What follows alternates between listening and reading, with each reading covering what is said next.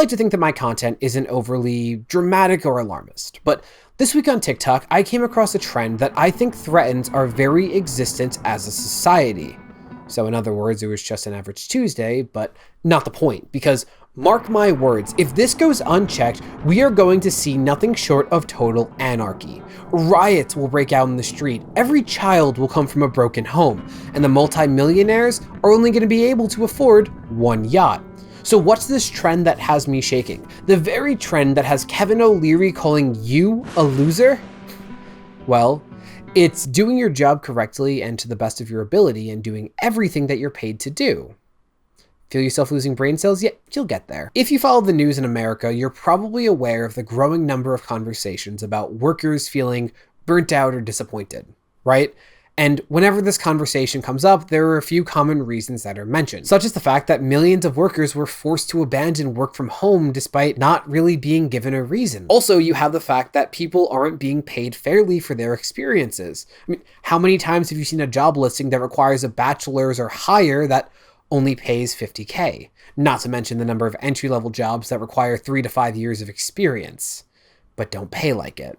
And also you have the fact that all of a sudden, every position, every job is expected to be on call 24/7. Call me crazy, but it's a little weird that the 16-year-old cashier at Walmart is expected to be as easy to get in touch with as like an emergency surgeon in the ICU. And in response to this, you have a lot of discussions from workers about how they can enjoy their lives, how they can get something out of it that isn't just working. And the latest attempt at that is what's being called quiet quitting.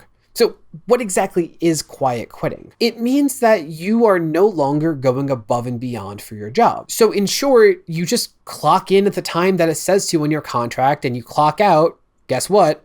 At the time it says to on your contract. And while you're at work, you do all of the job duties that were detailed in your original contract because that's what you're being compensated for, right? So if you're a teacher who quiet quits, that just means that you refuse to grade or lesson plan outside of school hours, because if your job requires you to have 2 hours of prep every day, like the school should give you more prep periods, or they should be paying you overtime for doing that work at home. And before anyone says it, quiet quitting doesn't actually involve quitting. And now there are growing numbers of people that are pointing out either, hey, this name came about as a result of capitalistic propaganda for years, or two, the term was perhaps completely coined by those in power, those who benefit the most from capitalism, which would make a lot more sense because it would be like the whole nobody wants to work anymore thing, where it's all about putting the onus on all of the problems in the workforce on the worker instead of those who actually have power.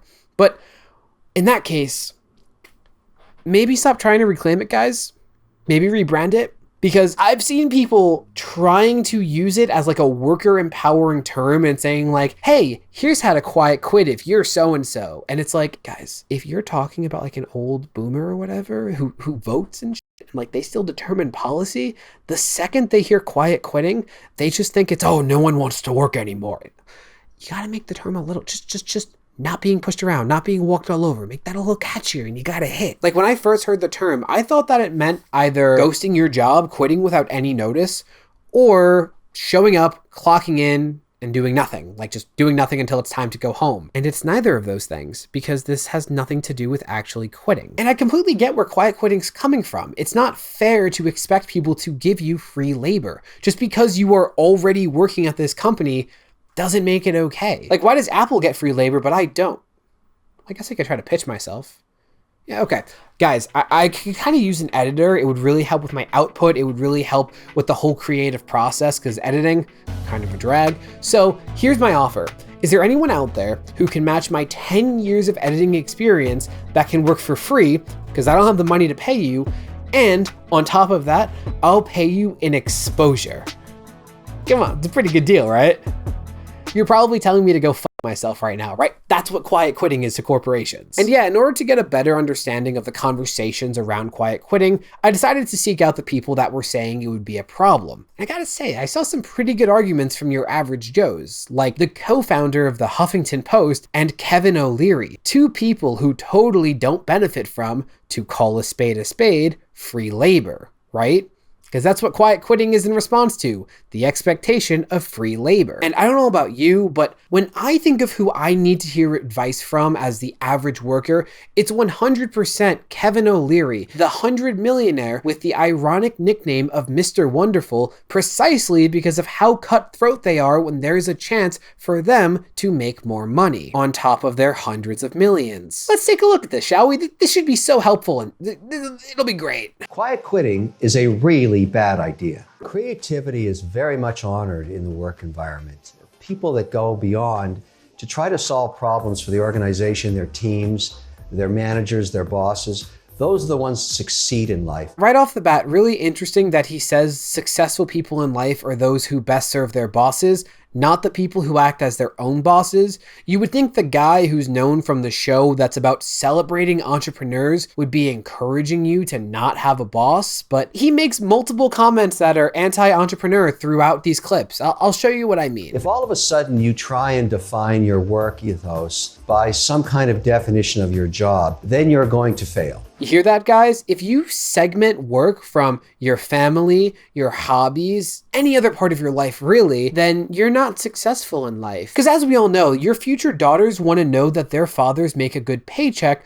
more than they want their fathers to be present in their lives. You're supporting your team, customers, the people above and below you. Yeah, support the customers who scream at you, support the managers who underpay you, but they don't have to support you back because you should know your place. And no, he never mentions anything about receiving support. And your management should know as you move up the feeding chain, if you want to be recognized and eventually be paid more, it's because you did exactly what you were told to do and then even more. One, I love that he says you get promoted before you get a raise. That's just funny. But two, this is something I see echoed a lot. Like, if you quiet quit, how are you going to get a promotion? Don't you want that big shiny promotion? Let's say you're on a team of 10 people and at the top is one manager, and you want that management position. So you wait 2 years for your opening. In preparation for this opening, you've spent hundreds of hours giving your company unpaid labor instead of prioritizing your own life. You still only have a 1 in 10 chance of getting that management position, assuming they don't just get an outside hire. So if you don't get that position, guess what? Those hundreds of hours, those missed memories, everything you put on the sidelines, you have nothing to show for it. The company has plenty. You made them tens of thousands, hundreds of thousands of dollars, but you have nothing. But yeah, guys, get your little prize. It's right there. You can get it. Just work hard. Just give me free labor and you can just pay overtime. That's the thing that's nuts to me. If the managers just offer overtime, then all of these problems go away. And Kevin O'Leary even said this. If you're a quiet quitter, you're a loser. Why is the worker a loser for not giving up free labor, yet the manager isn't a scam artist for expecting it? And before we get to the inspiring conclusion of this video, let me show you a separate video he made, a TikTok, that kind of leads into this. There's nothing wrong with being a 9-to-5er. Nothing at all. But you're definitely not an entrepreneur. That's actually a really good point. I agree with what Kevin's saying here. If you want to get ahead professionally and financially, you would think that means at 5 p.m. you clock out of your job and you focus on things that provide personal enrichment, right? Whether it's your side hustle or just like taking classes in order to better educate yourself. You would think that's what he means, right? No. He means work 9 to 9 at his company. Let me show you. People that shut down their laptop at 5 want that balance in life, want to go to the soccer game, 9 to 5 only. They don't work for me. Let's really quickly just check the definition of an entrepreneur. Maybe I'm crazy. Maybe Kevin O'Leary's got it all right. A person who organizes and operates a business or businesses, taking on greater than normal financial risks in order to do so. How does someone who works at a job for 12 hours, a third of which are unpaid, how's that an entrepreneur, Kev? Please, we must be using different dictionaries here. Also, I love how in one video he says that there's nothing wrong with working a 9 to 5, and here he says that those people will never work for him because he just changes whatever he says in order to fit whatever agenda he's pushing. He doesn't actually believe in anything but making money. And as I've edited this video, this dude has just gone on and on with ranting about this topic. Like, here's another clip of him from the other day. If you're a quiet quitter, you're a loser. You're un-American. Yes, because when no one's buying your BS, just go for the classic propagandic term of anti-American.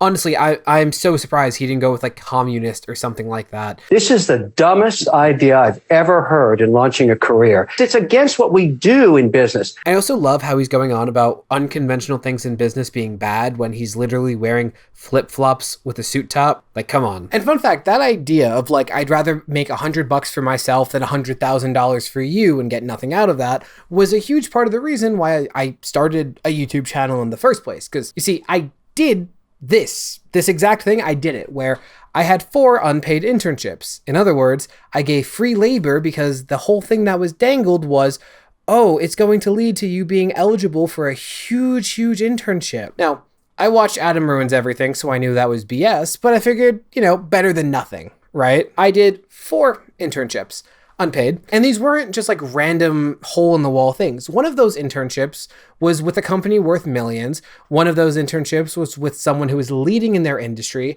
One of those internships was with a company that produced a project that I worked on for a cable distributor you know the name of.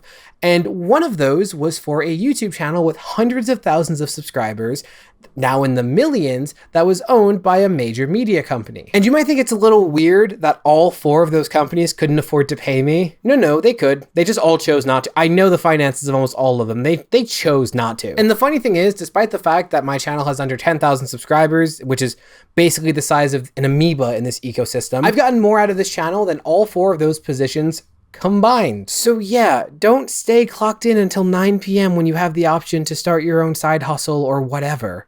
Trust me, it's not worth it. And so I've carried on for however long now, so what exactly is my point? What am I ultimately getting at here? I feel weird telling you to do something because who am I to do that? So I'm just going to tell you something about myself and you could do with it what you will. I like to question, well, everything. I mean, I'm not very fun at parties, but that's besides the point. But I especially like to question the subliminal messaging of really everything. And I think in this case, questioning the possible agenda of coining the term quiet quitting when it's neither of those things is really important. But why stop there? If you ask me, you should question the subliminal messaging of everything. Like when your favorite content creator asks you to click the like button under one of their videos. It's actually a very corporate thing to do, but in order to come off more relatable, they'll word it in a trendy way, like hit that button or smash it, right? Next time, really make a note out of what it is we get out of doing that, because we actually get quite a lot. 1, it helps tell the algorithm that our content is good enough to push to more people, and thus it helps us grow our audience. 2, it helps provide us with valuable feedback about how good our videos actually are. And 3rd, well, it tells the algorithm that you like our content, and it's more likely to show you it again in the future, because, well, let's face it, if you watch a video all the way to the end, you probably liked it, right? Right? Exactly. And this even applies to the agenda of an algorithm too. Like, fun fact, across my entire channel, there is one video that YouTube thinks you're gonna get the most out of watching, and that's this one. Really question why YouTube's showing you that though. Subliminal messaging is a hell of a thing, and I think it's a really important thing to question as much as possible. But don't start doing that until after subliminal messaging benefits me. So hit the like button, click on that, you get it. Okay, thanks, bye.